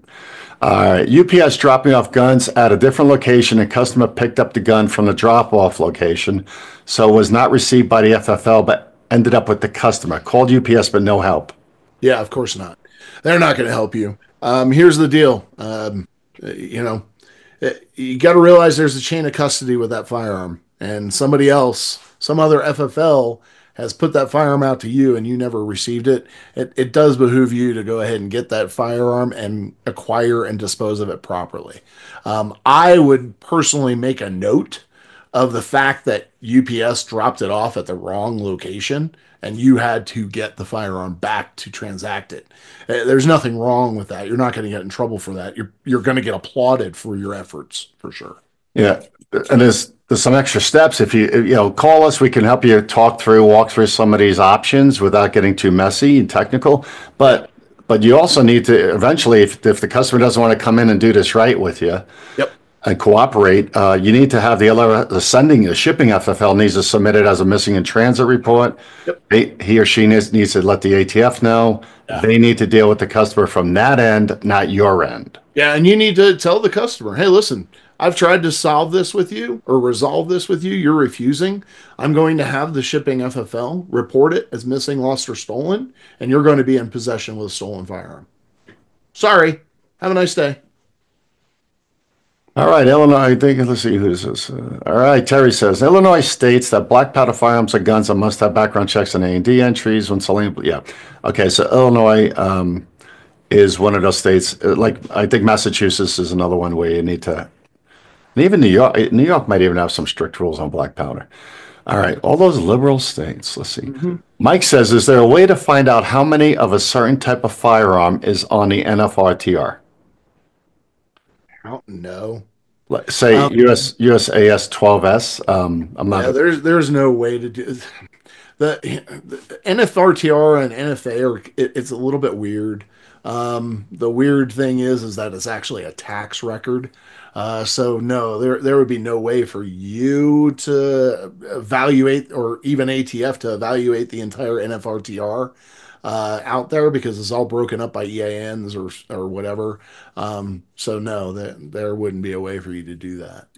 I mean, you can certainly do some digging on the internet and see if you can get any production information on that particular firearm, but no, there's no way for you as an FFL to research a particular firearm on the NFRTR. Yeah. JC, while we're on NFA, the system a little better than I, the database, it's old, we know that. So if I'm inputting into NFA for transfers or sales, Form 4s, Form 3s, 1s or 2s, it says spaces or dashes in a serial number. What do I do? Yeah. So when you acquire a firearm, an NFA firearm, and there's dashes on the physical firearm device, whatever, make sure that you're recording those in the book. The reason why those aren't recorded on an ATF Form 4, 3, 2, whatever, is because the system is an accounting system, is a tax system, and it doesn't permit, it's a financial system, so it doesn't permit the addition of special characters. There's very limited and restricted inputs. It's kind of like when you say you're using an online banking and you put a memo if you're doing something electronically and it restricts you on the specific characters that you can use in that memo line. Same thing. It's a financial system, so it won't permit the dashes. Yeah, and you may have the same issues with names, like Bob's Gun Store, apostrophe S, just leave the apostrophe off, right? Yeah. No special characters. It's just all right. Hi, Salvatore. Thanks for getting on early today, Salvatore. He says, I was talking to someone about raffling guns. The sale has to happen at the business address on a license. Yep. They have to pick it up, right? Yeah, absolutely. All activity has to be over the counter in those situations. Ducks Unlimited, NRA Friends of NRA events, things of that nature. You, as the FFL, as the responsible person, or a W-2 employee can accompany that firearm to the event, be there with it, show it off, do whatever. But when it comes time to doing that transfer, they've got to come back to the store and do the 4473 and all on the licensed premise. And I get a lot of interesting feedback on this, like, it'd be so much easier if I could do it there, blah blah blah. No, you're in business to make money. You want that person to come back to your store. You want them to come in and see what other inventory you may have, see what other accessories you can put them into, get some money into your business from that transfer, that transaction. I can't tell you how many FFLs that we work with that look forward to the opportunity of not only showing off those guns, but getting that customer into their store, and how many times they've actually added firearms to that transaction. So you want them back in the store, not only because you're required to, but because you want to take that opportunity to sell them more stuff. Yep.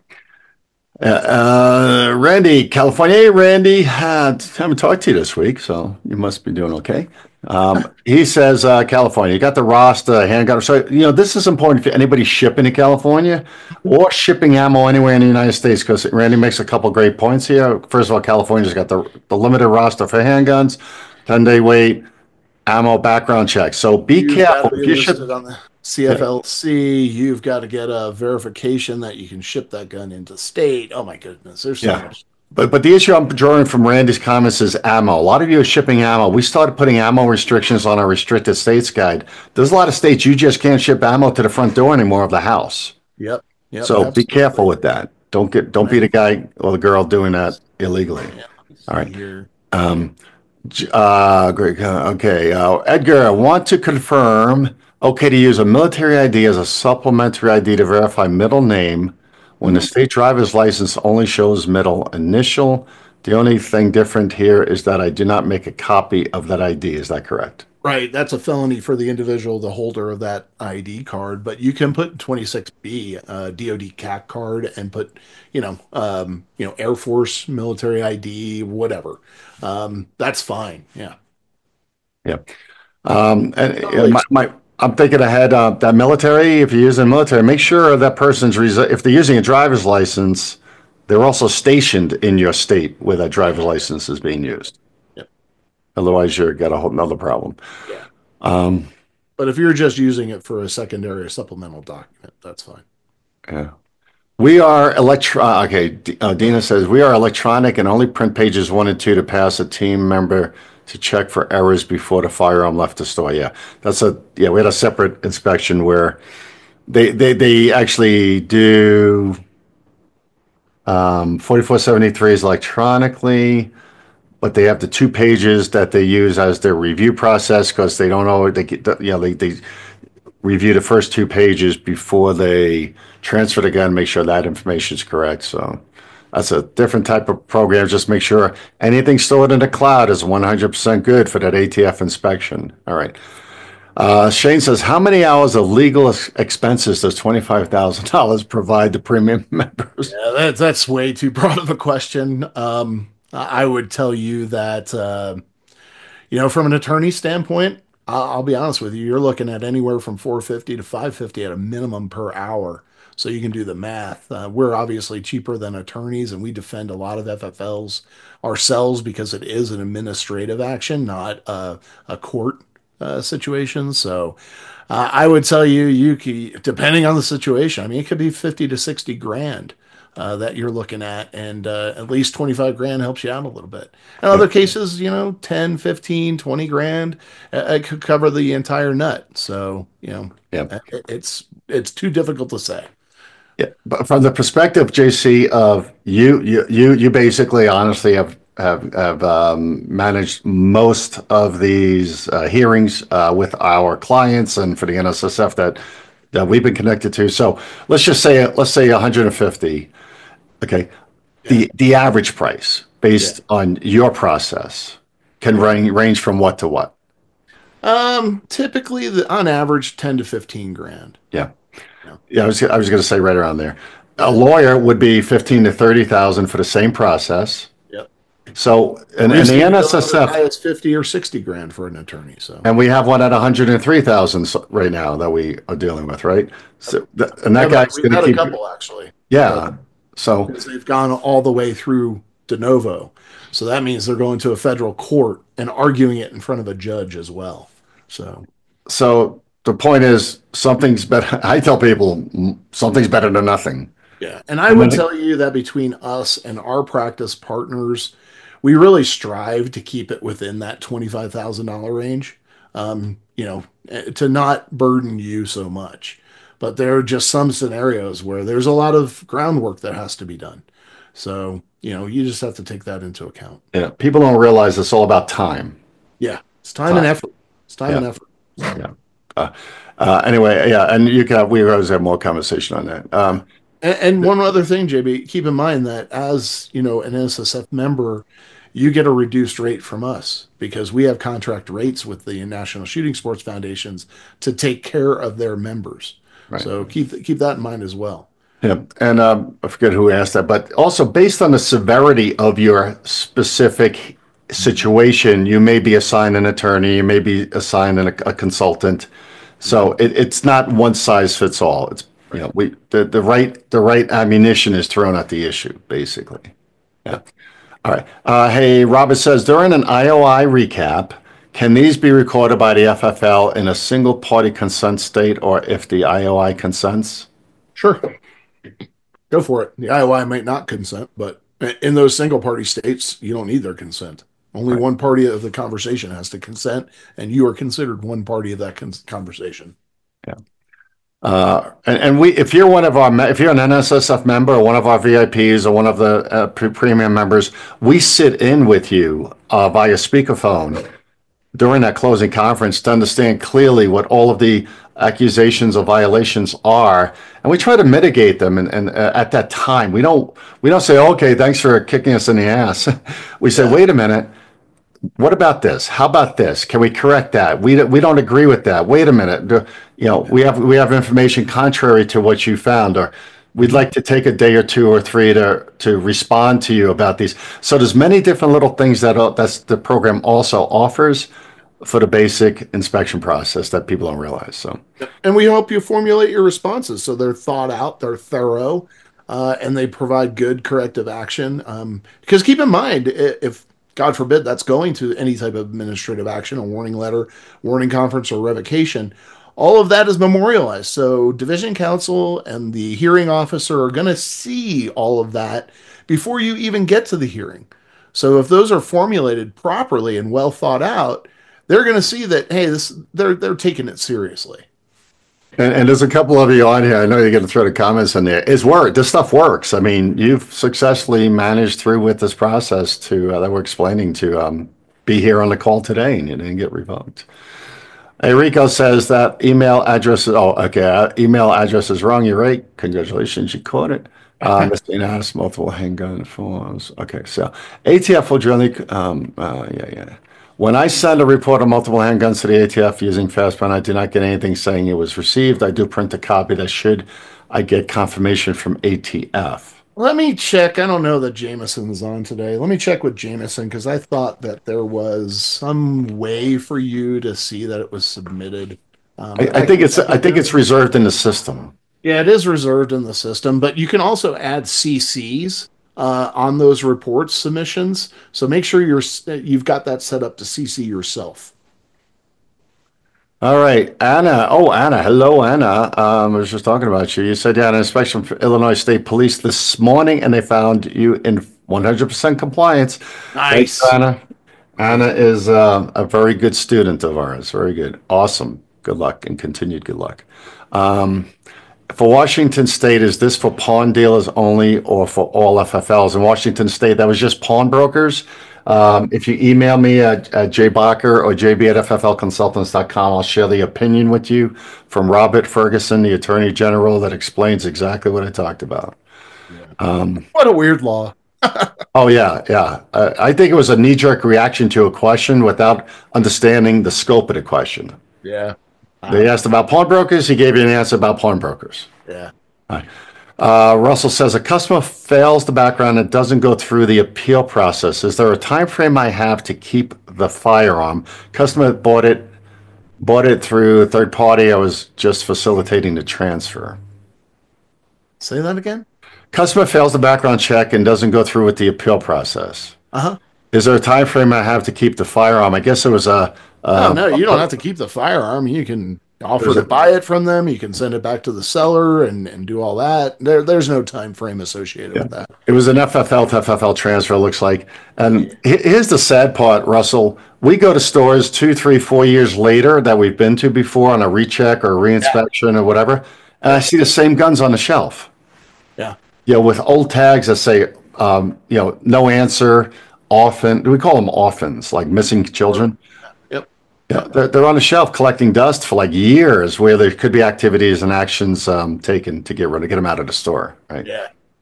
Otherwise, you got to count them and account for them, which is baloney. You can't lose them. Can you explain what "not retrieved" means on the NTN? It also doesn't say "open." It is past the Brady date. Can I transfer it? Yeah, it'll transition to open once it goes past the Brady date. Not retrieved. I can't remember what not retrieved is anymore. Not retrieved means that nobody has gone in to retrieve the status, right? Yeah, that's for the FFL. Yeah. Yeah, that's for the FFL. So when it says not retrieved, you haven't gone in to check the status. You haven't physically gone into that NICS transaction. Yeah. When you open it, it turns to open after the Brady date. Yeah, after the Brady date, and that'll transition also to open. After, if it's somebody under 21 and they've gotten the extended, it won't transition to open until after that 10th day, correct? Yes. Yeah. Yeah. So, as long as you're past the Brady date, yep, and they're over 21 or over, you're fine. Yep. If it's under 21, just make sure you're checking that Brady expiration date, because that does change if Right. they're under 21. People get in trouble for that. They don't check Mhm. that. Yeah. Yep. Because it does change. Yep. All right. All right. Let's see. All right. Weekly for me because I have only 14 guns. All right, good. All right. Can you give details on how to make someone a responsible person for my store? It is an LLC and I am the only employee at this time. I have no responsible party, but have found a trusted person and they have accepted to do it. Sure, absolutely. Send me an email and I'll send you the template that you can use to add an RP. The first step is they're going to have to go through the Form 7CR, which is Part B of the application. It's the responsible person questionnaire. So I would get them to start on that. You can get it online. Just look up ATF Form 7. It's the second section. They're going to have to get their passport photos. They're going to have to get their fingerprint cards, 2 of each, and get all that done. But if you email me, I'll send you the template that you can fill out to submit that with. And unfortunately, it does have to be done by the mail. So, Yeah, regarding these abandoned guns, somebody says, can you charge storage? Here's the answer. Yes, if you advise the customer that you're going to if they don't pick up the gun. yeah, it needs to be a public facing policy that you have and you know that hey, listen, you transfer in a gun, there's a number of things that we recommend around that. You need to notify us that you're having a gun transferred in, etc., and all this other stuff. So, yeah. Trying to get through T's. Ford card and driver both on the show. Oh, we did that one. Okay. Did the middle initial. If I am in New York, I love these questions. If I am in New York and I live in North Carolina, can I buy a gun and ship it? No. um, well, Yes. yes and no. First of all, if you're in New York, but you're a resident of North Carolina and not a resident of New York, you're going to be very restrictive on what you can and can't buy anyway. But you could buy a gun and ship it, or you could have that FFL ship it to an FFL in North Carolina. Well, that's what he's talking about, John. I'm sorry. Yeah, if you're in New York, if you live in New York, if you're in New York, it's a good gun in a gun store. But you live in North Carolina, you can buy it at the store. Yeah, you and can have the FFL ship it down to your guy. Yeah. You can complete the financial aspect of it and just ship it down to North Carolina to an FFL. Yeah, for sure. Yeah. If you're an FFL, you can buy a gun from anyone, anywhere. So as an FFL, you could purchase it and ship it. Sure. But you can also purchase it as an FFL and put it in your trunk. Exactly. Yeah, you could. Yeah. Yeah. Make sure you're following New York state law as far as transporting firearms. It's got to be in a locked case. No ammunition can be in the case with it. That has to be kept separate and secure. It has to be in the trunk or inaccessible to the occupants of the vehicle. I think that's it for New York for transportation of firearms. Any status on the website for FFL stolen firearms? No. Those are 2 parts of the Bipartisan Safer Communities Act. Or no, was that? Yeah, that's Bipartisan Safer Communities Act. 2 things. The firearm handlers background check for employees and the stolen firearms check still have not been enacted. It's been 2 years. Hands are up in the air. We have no idea. Even our friends that we talk to at the agencies are kind of like, we don't know what the hell's going on. So, the biggest question for me with the checking the firearm to see if it was stolen is where does that put you as far as what do I do now? Right? It comes back stolen. Okay. Now I have a stolen firearm in my possession. I call the police. Yeah, think about the poor customer who's like, what are you talking about? Yeah. So, yeah. But neither one of those have been put in place yet. So, who knows what's coming? Yep. Dan, thank you for renewing your premium membership today. No problem. Yes, this will be this will be pushed out and published on YouTube probably Friday or Saturday at the end of this week. We have to. Yeah. We're traveling this afternoon. Yep. So just give us a little time. Yep. You guys are absolutely wonderful. No problem. Hey, thanks. We love praise. Hey guys, listen, how many we can still get 80 of you on here. If I sent you a note later this week or next week with that notice that we send out, would you give us a review, a 5-star review on Google? Would you be able to take 10 minutes and do that for us? Anybody out there? and just put a yes. We're trying to hit 100. We just want 100, and then we'll be happy. But then we'll as we build our new website next month, December, January, we're going to ask for a little 15 seconds or 30-second video reviews so we can put them on a website and you can help us become famous. We'd love for you guys to do that. If any of you want to volunteer in a month, let us know. That'd be great. We love doing this. We really appreciate it. You know, the way we keep our costs down and, you know, our costs to you and keeping everything reasonable for you as our clients and the folks that we support every day is through, you know, these opportunities to get these 5-star ratings, get our name out there. We don't spend a lot of money on marketing and advertising. We're very proud of the fact that everything that we get is typically word of mouth. So we do a little bit here and there on Facebook and whatnot, but it's really important that we keep those 5-star ratings to keep our name at the top of the list, because we hear from all of you who have tried other support services and other providers in this space. And unfortunately, we get a lot of negative feedback about our competition out there. And 99.9% of the time, the number one thing that people say about us, they answer the phone when you call them. So we're very proud of that. And you guys giving us 5-star ratings just helps us as far as advertising, marketing, and staying at the top of that list. I got a question here that was called in yesterday and left for me here, but they said, "What do you know about FFL Safe?" Okay, that's Ryan's program, Kleckner. Oh, Kleckner, yeah, yep. I don't know much about. I mean, I know what it is. I know he's got some sort of subscription service that, you know, you buy PDFs and read them for yourself. I don't know that he provides 24/7 support. I don't know anything about that. No, I looked into it late last night as I was practicing and getting ready for this for you guys. But here's the deal. What I found out is it's a free bound book and 4473 program. And I can. Is that what it is? Yeah, that's his new thing. And okay. Yeah. And all I can say is Ryan's a very smart guy. He's an attorney. He's an FFL attorney. He's got some other stuff out there too. But here's the deal. What's next? What's connected to that? Because like with any software package, you get a contract, you know what's in it, you know what, if you want to leave, where's your data, how dependent is it? We don't know anything about that. We don't work with him. We work with almost all the others. Yep.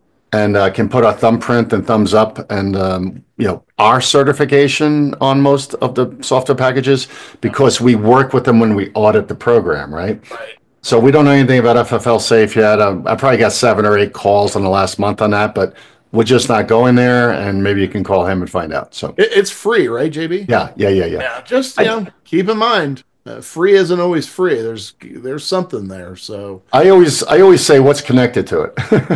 Yeah. And that's the one thing I will tell you. We get a lot of phone calls from folks who are transitioning from one system to another system or whatever the case, or looking to go electronic, etc. And, read the fine print, review the contract, see who owns your data, see how your data is being backed up. There are a number of nuances to software in general and software in our space. And you need to make sure that it is in line with the regulation. Again, it's your responsibility to make sure whatever software application you're using, it is tried and true. It is to spec. It is following the requirements of the regulations or rulings around electronic storage or even electronic use. So you got to make sure that everything is right as rain, because it's your responsibility. They don't want to hear, oh, it was, this system and they screwed it up and blah, blah. They don't want to hear that. Then you should have stopped using it. That's what they'll tell you. Yeah, and the other thing you need to know is the ATF will not and does not certify any software. Yeah. Any website you go to, of any of these providers out there, if they say it's been ATF certified, they're full of it. Period. The end. ATF will not endorse any system. No way, no how. Ain't gonna happen. So just be mindful of that. That little stamp of approval is BS. Yeah, the liability is all yours. Yep. Right. All right. Dan says, I just found out that the sheriff deputy that I sent my multiple sale reports to passed away a few months ago without my knowledge. His email address is apparently still active because it's not kicking back as undeliverable. Should I resend them to the proper person again? You can if you want to, sure. I mean, I would find out obviously who the right person is now. But you sent it. You didn't. How do you know somebody's deceased? So you sent it. You're safe. But yeah, sure. You can even ask the administration staff at the police department and say, hey, listen, I've been sending this many to this person. Is somebody monitoring that email? Do you want me to resend them to you? I would definitely memorialize the fact that you identified this. Put that in your comm log. On this date, I discovered that the person that my multiple sales were going to, had passed away, but the emails were still going through, and you contacted the police department to see if they, would accept them, etc. So yeah, that's totally fine. Yeah, JC mentioned ATF comm log, communications log. If you're new to us, don't know what that means. Keep track, keep a little booklet, keep a computer, Word document or something. Anytime you do anything with or for the ATF, who you talk to, what was said, what was done. This stuff is very, very, very important later during JC's process. If and when you ever have to go and meet with an ATF director for whatever activities, or you're challenged on your license, you want to show goodwill, you want to show support, you want to show readiness, you want to show responsiveness and support for the ATF activities as required by law. So yeah, just don't talk to them and hang up. Go write it down someplace, who you talked to, what happened, and what was the end result. Yeah, especially for some FFLs, and we have quite a few of them that haven't been inspected 8, 10, 12 years. You may not remember that situation. So if memorializing it, recording in your comm log just helps you refresh your memory when and if something comes into question. Guys, that is it for us. I wish we had another slide right here that says Happy Thanksgiving. It's a couple weeks away. We wish you well. Give thanks to whoever, whether it be your God or your spouse or somebody. It's going to be a good year. The gun vote worked. You worked. We all worked to make it happen. Let's hope next year is great. And we'll see you guys in December. We'll probably have a short session. We'll let you know what date that is. But if you need us, call us. And that's all I got. All right, y'all. Take care. Happy Thanksgiving. Look forward to seeing you in December. You need us. You know what to do. Pick up the phone and call.